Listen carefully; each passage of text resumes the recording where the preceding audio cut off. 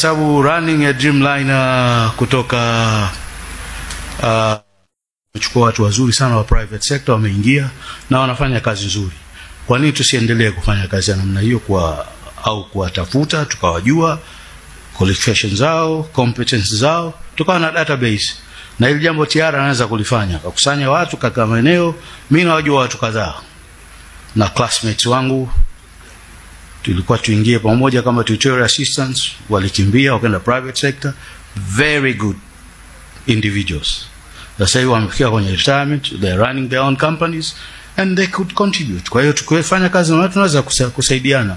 Private sector experience ikiingia kwenye public sector practice. Na hilo jambo tunaweza kulifanya vile vile. Nikumbushe mashine yangu imechukuliwa, sikumbuki maswali mengine. Kulikuwa na maswali ya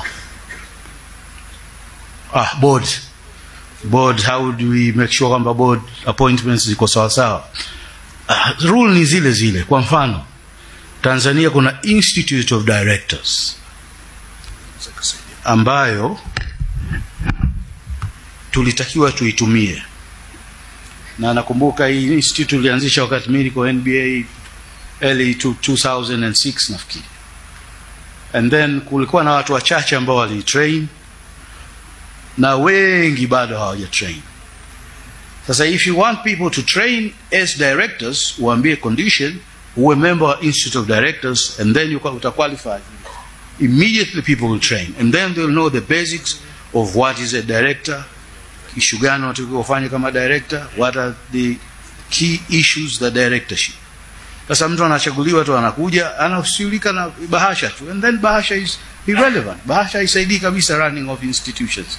Kwa hiyo jambo muhimu ni hilo tu, hakikisha kwamba tuna systems za kuwatafuta, lakini muhimu zaidi ni kuselect and to interview them. Kila mmoja anakuja, chair anachaguliwa mwanzo, anatafuta watu wake, anawa interview, bana tunahitaji mtu wa ICT. Na tatizo ni hilo kwamba hatuangalii circumstances za kampuni. Kuna kampuni ambazo zinahitaji mtu wa ICT, kuna kampuni zinahitaji mtu wa business development, kuna kampuni zinahitaji mtu wa namna fulani, mtu wa food technology, mtu wa watu tofauti.